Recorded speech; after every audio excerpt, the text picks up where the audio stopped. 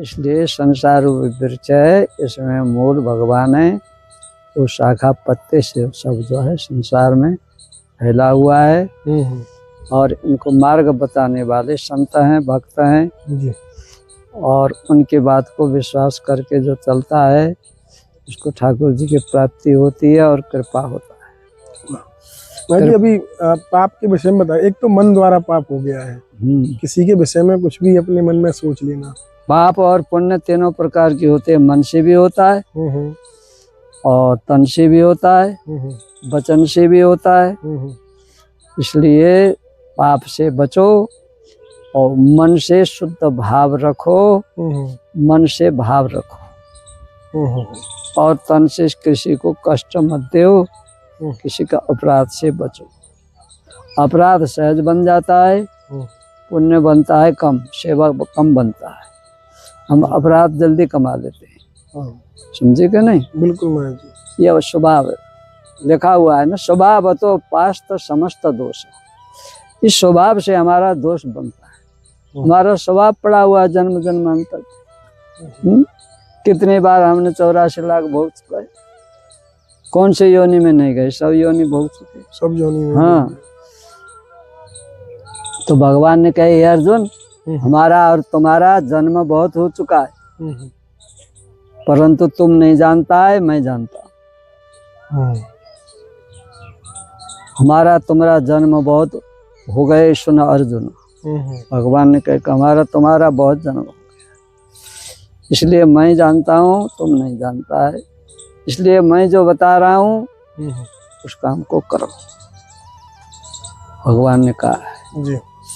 इसलिए नास्ति बुद्धि युक्तस्य न च युक्तस्य भावना न चा भावयत शांति रसांतस्य कुतः सुखम।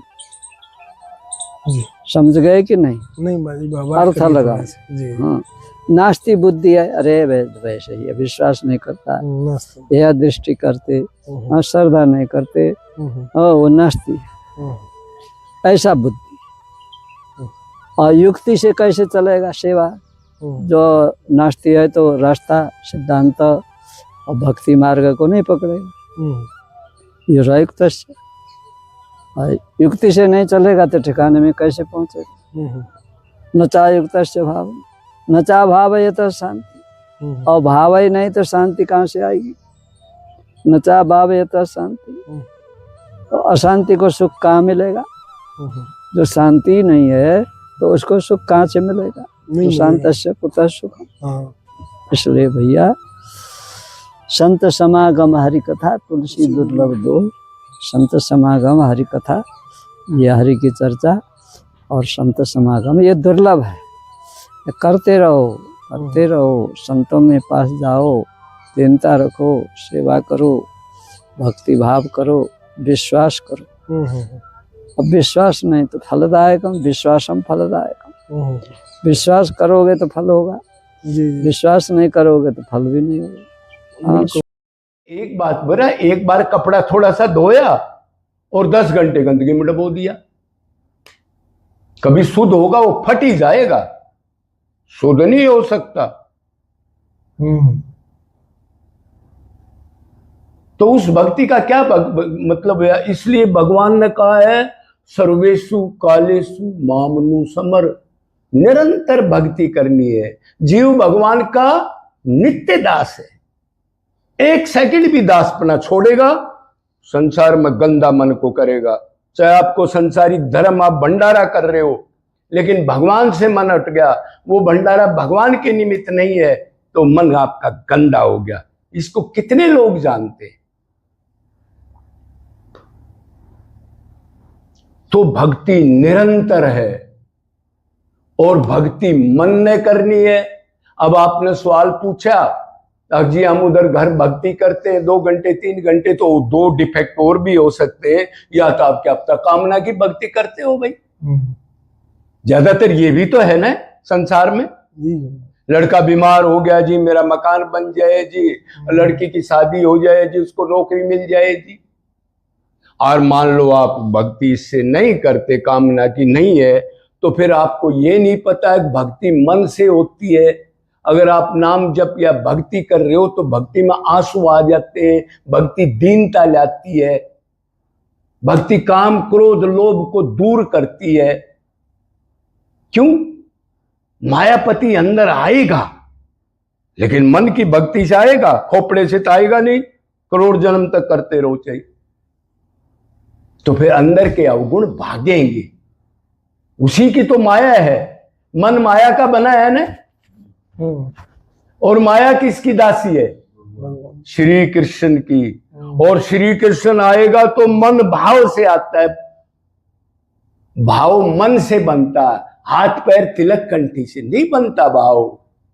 में शायद मैंने गुरु, सदगुरु, समर्थ गुरु 3 गुरु बतलाए थे। गुरु तो प्रथम माता पिता होते हैं, हमारे स्कूल के मास्टर, ये सब गुरु हैं। हमसे बड़े जो भी हमें ज्ञान प्रदान करते हैं वो सब गुरु। सदगुरु वो होते हैं जो भगवान का मंत्र दे देते हैं, हमको नाम जपने को दे देते हैं, बेटा राम राम जपो, कमाओ खाओ ठीक है, राम राम भी जपो, कल्याण होगा। समर्थ गुरु वो हैं जो ये चारों मार्गों को खोल देते हैं। साईं से मिलन, आत्मा से मिलन कैसे जीव का हो, वो बता रहे हैं। 4 मार्ग हैं शरीर के अंदर जाने के, 4 मार्ग। एक मार्ग श्वसन क्रिया के द्वारा, प्राणायाम क्रिया आदि के द्वारा साधक अंदर प्रवेश करता है। दूसरा मार्ग है कान छिद्र के द्वारा, श्रोतम, श्रोत के द्वारा इसके ये भी छेद इसके अंदर जाते हैं। ये आवाजें जो बाहर से आती हैं वो अंदर जाती हैं, अंदर की बात बाहर जाती है, बाहर के अंदर, ये छिद्रों के द्वारा है। और एक ये मुख का द्वार है जिससे स्वादन जीव लेती है तरह तरह की चीजों। और दूसरा नेत्र द्वार है जो। अब ये अंदर जाने के लिए ये हमारे समर्थ गुरुजन जो हैं जी, वो इसका ज्ञान अपने शिष्य को देते हैं। जब तक अधिकारी नहीं होगा, पात्र नहीं होगा शिष्य, तब तक ये ज्ञान उसको नहीं दिया जा सकता। और जो शिष्य मेहनत करते हैं, जिज्ञास होते हैं, और वो भी तितीक्ष जिज्ञास होते हैं जी, पीछे पड़ जाते हैं कि ये वस्तु पानी ही है, पानी ही है, पानी कैसे भी मिले। यहाँ तक कहा गया है कि शीशव दीन है गुरु मिले तो अति सस्ता दान। जो ऐसे भक्त जन होते हैं उन्हें फिर गुरुजन प्राप्त हो जाते हैं, और जब गुरुजन प्राप्त हो जाते हैं वो पात्रता देख लेते हैं, तब तुम्हें आत्म द्वार का मार्ग बतला देते हैं। वो तुम्हें प्रवेश करा देंगे जहाँ साक्षात्कार आपको आत्मा का होगा। तब आप अपने मन को आत्मा से जोड़ करके परमात्मा से डेली, देखो गीता में बताया है, यतंतो योगिनिश्चयनम परमात्मन में स्थितम यतंतो अप्रकृतात्मानम नैनम पश्यन्त्य चेतसा। यत्न करने वाले योगी जन अपने में हृदय में स्थित उस पार ब्रह्म परमात्मा का साक्षात दर्शन करते हैं। और मनमानी भक्ति करने वाले जीवन भर मेहनत करते हैं किंतु जरा सा भी मार्ग तय नहीं कर पाते। इसलिए श्रेष्ठ गुरु की खोज करनी चाहिए। प्रथम तो वास्तविकता प्रकट होती है कि आप स्मरण का बात करें। स्मरण आप प्रारंभिक अवस्था ब्रह्मचर्य में आइए और 3 महीने मन के तन के ब्रह्मचर्य से जब आप रहेंगे, उसके बाद आपको प्रारंभिक अवस्था जो है वो अगले 3 महीने में स्वतः कटेगी। और अगर उसके अगले 3 महीने में आपको वो अमृत तुल्य जैसी प्रतीत होगी। वो नाम स्वतः स्मरण के भाव से चलता रहेगा, रूप ध्यान आपको स्वतः होगा। इस अवस्था को पार करने की प्रारंभिक, जैसे वैद्य की बताई हुई दवाई जो आपने जब प्रेम पूर्वक ली और प्रेम पूर्वक आपने पाया उस प्रसाद, तब स्थिति ये प्रकट होती है कि आपकी बीमारी समाप्त हो जाती है। डॉक्टर की जैसी बात आपको होती है और आप मान लेते हैं बिना कहे नहीं उन्होंने ये दवा, ये सिरप और ये बात बता दी। उसी तरह आप जैसे स्मरण का भाव है, ब्रह्मचर्य से रह के आप स्मरण के भाव से उनकी स्थिति को बनाएं और कोई भी स्थिति है उसमें निरंतरता बनाएं। ये ना सोचें कि हमने 1 घंटा कर लिया, फिर हम 2 घंटा कर लिया, या हमने 3 घंटा। सोते समय से सोने के समय तक और सुबह से उठने तक निरंतर स्मरण करिए आप, और फिर वो आपका अभ्यास बन जाएगा। बाकी कर्म भगवान ने ही सब दिया है, भगवान ही है सब, ऐसा सब कहते हैं। या भगवान स्वयं सत्य संकल्प है, भगवान सत्य से ही सब सृष्टि करते हैं, या वो परम पिता है, फिर वो जगत पिता है ब्रह्मा जी के रूप में, या फिर वो हमारे श्रेष्ठ पिता के रूप में आ जाते हैं, या फिर हमारे फिर वो कहने के रूप में राष्ट्रपिता और देह के पिता के रूप में आ जाते हैं। राष्ट्रपिता हमारे जो हैं महात्मा, वो भी राम जी के परम स्नेही भक्त हुए। सदगुरु मतलब अकर्म का स्वरूप, जैसे गीता में कहते हैं भगवान कृष्ण ठाकुर जी कि हे अर्जुन, कर्म के स्वरूप भी जानना चाहिए, अकर्म का स्वरूप भी जानना चाहिए और विक्रम का स्वरूप भी जानना चाहिए, तब जो है ब्रह्म का स्वरूप का ज्ञान होगा। जब तक इन 3 कर्मों के बारे में पूर्ण रूप से नहीं कोई जानने वाले है या जीव नहीं जानता है, तो ब्रह्म के स्वरूप को नहीं जान सकता। और इन तीनों स्वरूपों को बताने वाले सिर्फ वही हैं, जेहि जानहि जेहु देहि जनाई, और जानत तुमई हो जाए, तो वही जना सकते हैं, ठाकुर जी ही जनाने वाले हैं। तो देखिए, अकर्म के स्वरूप में जो होते हैं वो सदगुरु होते हैं।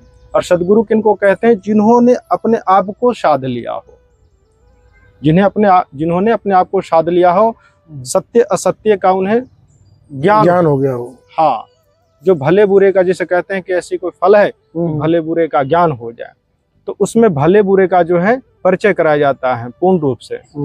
उनमें जो ज्ञान है वो ब्रह्म ज्ञान से संबंधित, ब्रह्म विद्या से संबंधित। ब्रह्म ज्ञान ब्रह्म विद्या कोई दूसरा नहीं है, दोनों पर्यायवाची नाम है। तो ये ब्रह्म विद्या संबंधित जो ज्ञान है वह है मूल ज्ञान। मूल ज्ञान सिर्फ ईश्वर के पास है, और ब्रह्म ज्ञान ब्रह्म के पास है। तो क्या ईश्वर और ब्रह्म दो हैं? इसके बारे में चर्चा हम अलग करेंगे, लेकिन जो ब्रह्म विद्या संबंधी जो ज्ञान है वह है मूल ज्ञान। और मूल ज्ञान से संबंधित जो है वो मर्मज्ञ ज्ञान, और मर्मज्ञ ज्ञान से जो संबंधित है वो सर्वज्ञ ज्ञान। तो जिनको भले बुरे का ज्ञान है वो सर्वज्ञ ज्ञान में स्थित है, वो होते हैं सदगुरु। तो उनके द्वारा जो वाणी निकलती है, जो ज्ञान निकलता है, वह है पवित्र ज्ञान। तो सर्वज्ञ ज्ञान से संबंधित क्या हुआ? पवित्र ज्ञान। और पवित्र ज्ञान के द्वारा उन्होंने पवित्र ज्ञान महापुरुषों ने बांचा, फिर उन्होंने लिखित कर दिया, तो बन गया सर्वत्र ज्ञान। सर्वत्र ज्ञान बन गया तो कर्म का स्वरूप में हो गया। तो सर्वत्र ज्ञान में पाप पुण्य है, और सर्वत्र ज्ञान में 4 प्रकार की भक्ति कही गई। ब्राह्मण भक्ति, क्षत्रिय भक्ति, वैश्य भक्ति, शूद्र भक्ति, ये 4 प्रकार की भक्ति। तो पवित्र ज्ञान के द्वारा जो है, पवित्र वाणी के द्वारा उनको शुद्ध किया जाता है, उचित अनुचित का ज्ञान कराया जाता है।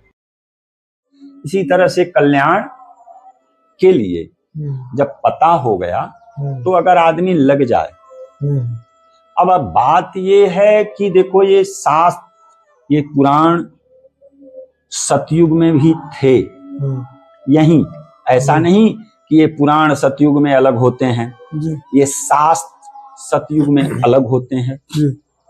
हर युग में यही वेद, यही शास्त्र, यही पुराण रहते हैं। किस लिए?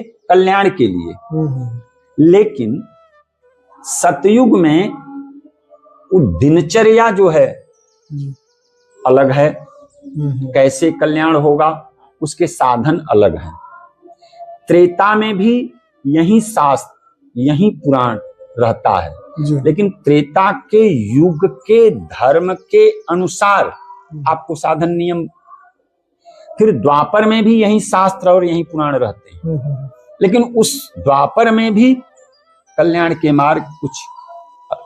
जब कलयुग आ जाता है तो भी यही शास्त्र, यही पुराण, यही वेद रहते हैं। लेकिन हम इस समय जी रहे हैं उस युग का नाम है कलयुग।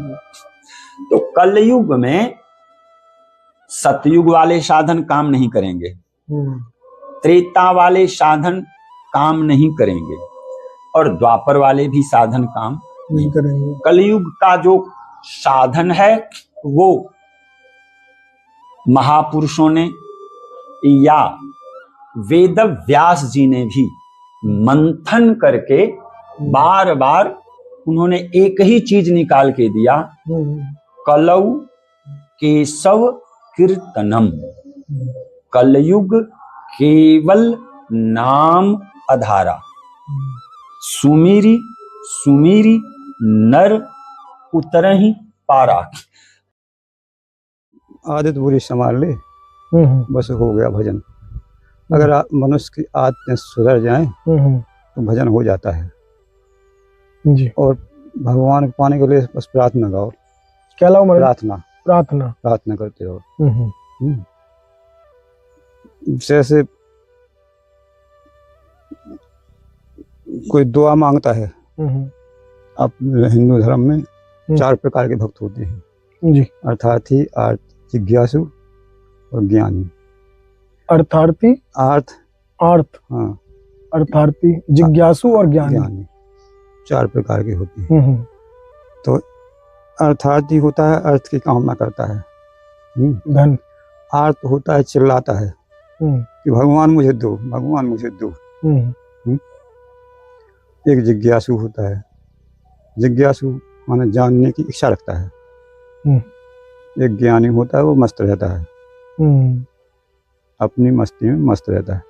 मस्त रहो मस्ती में, आग लगे मस्ती में कछु हुए। आज के समय में क्या है, आज के समय में लोग कह रहे हैं कि भजन नहीं बन रहा है। ज्यादातर आपके पास आ रहा होगा जी महाराज। कल एक भगत जी भी कह रहे थे भजन नहीं हो रहा है जी। देखिए भजन जो है, भजन का एक स्थान होता है। हमारे जीवन में जो है 3 चीज का बहुत बड़ा प्रभाव पड़ता है जी। पहला है संग जी, दूसरा है अन्न, बिल्कुल, और तीसरा है भूमि। जी। को न कुसंगत पाए न साई, रामायण में तुलसीदास जी कहते हैं दुष्ट संग नहीं देह विधाता। तो पहला हमारा संग अच्छा होना चाहिए जी। फिर दूसरा हमारे यहाँ अन्न अच्छा होना चाहिए। ये कहावत आपने सुना होगा, जैसे खाए अन्न वैसा होए मन। बिल्कुल। तो आपका शुद्ध जो है अन्न होना चाहिए। फिर भूमि हो जी। एक कथा सुनाते हैं जी महाराज, अवश्य। कह रहे थे कि राम लक्ष्मण जी जो है वन गमन कर रहे थे जब अरण्य कांड में माता सीता जी के खोज में जी। तो जंगलों में तमाम राक्षसों की हड्डियां दब जाती थी। तो अचानक चलते चलते कहीं थक गए और वृक्ष के नीचे विश्राम करने लगे जी। और भाई जो है लक्ष्मण जी के मन में क्रोध आने लगा और जो है मन में विचार करने लगे कि देखो सीता भाभी जो है इनकी पत्नी है राम जी की और खोज रहे हैं और परिश्रम हमको हो रहा है, हमारा क्या लगता है, हमारा व्यर्थ है, मैं साथ में चल रहा हूँ, हमारा क्या काम है। राम जी जो है अंतर्यामी है। देखिए भगवान जो है गीता में, श्रीमद् भगवत गीता में कहते हैं जी। आ ब्रह्मा भुवनान लोका पुनरावर्तनो अर्जुना। ये जो माया शक्ति है ब्रह्मा तक है और ब्रह्मा शंकर जी भी माया के अधीन है। जहाँ विरंच शिव शंकर डराही, रामायण में तुलसीदास जी कहते हैं जी। माया से शंकर जी भी कभी कभी डर जाते हैं। माया शक्ति ऐसी है ना, प्रबल है। हाँ, तो ब्रह्मा जी तक जो है माया है। माया के पति एक भगवान श्री कृष्ण है, नारायण है, वो जो है उनके अधीन है माया। इसलिए भक्ति को भगवान से भी सर्वश्रेष्ठ बताया गया है। और भक्ति में अप्रतिहता और अहेतुकी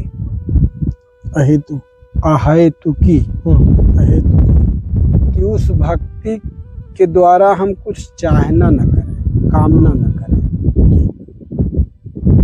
जबकि भगवान ने कहा है कि 4 प्रकार से भक्त मुझको भजते हैं, आर्त, अर्थार्थ, जिज्ञासु और ज्ञानी जी। आर्त जो संकट में पड़ा हुआ हो, मुझको पुकारता है, मैं उसका संकट दूर कर देता हूँ। अर्थार्थी दीन दरिद्र है, संसारी सुख सुविधाओं से रहित है, अकिंचन है, शरीर निर्वाह की भी एक सामान्य जरूरतें नहीं पूरी हो रही हैं, वो भी मुझको भजता है तो उसका भी दुख दारिद्र्य दूर होता है। और जिज्ञासु इस रहस्यमय प्रपंच को जानने की इच्छा से भजता है, उसकी जिज्ञासाएं शांत हो जाती हैं। अज्ञानी तो संपूर्णता से मुझको जान गया कि मैं क्या हूँ, फिर भी वो मुझको भजता है क्योंकि उसको विदित है कि उनके भजन के समान और कुछ है नहीं।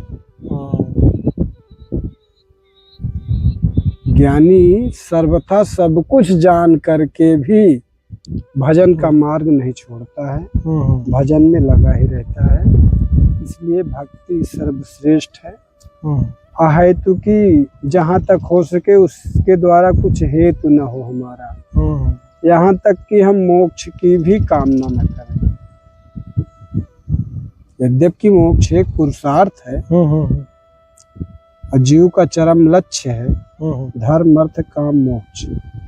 एक जीव अपने जीवन में इन 4 चीजों का लक्ष्य रख के ही जीवन यात्रा चलती है।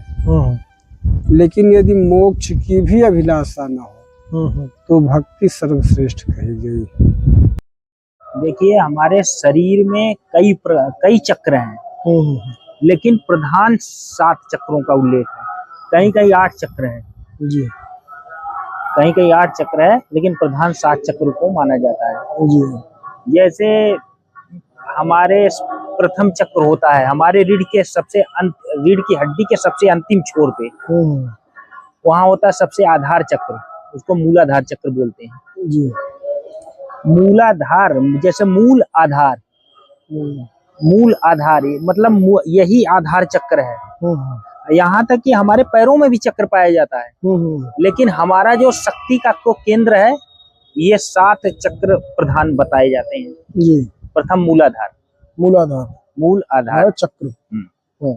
अब देखिए मूलाधार चक्र देखिए 4 पंखुड़ियों वाला कमल चक्र है। पंखुड़ियाँ 4 पंखुड़ियों मतलब 4 अक्षर उस पे अंकित होते हैं मूलाधार पे। जैसे इसका बीज मंत्र जो मूलाधार चक्र का है, देखिए बीज मंत्र वो लम होता है, लम। लेकिन इसके पंखुड़ियों पे जो है 4 पंखुड़ियां होती है, चारों पे 4 अक्षर अंकित होते हैं। जैसे बड़ा सा, छोटा सा, खटकोर वाला सा, और खटकोर वाला सा हो गया, ये हो गया।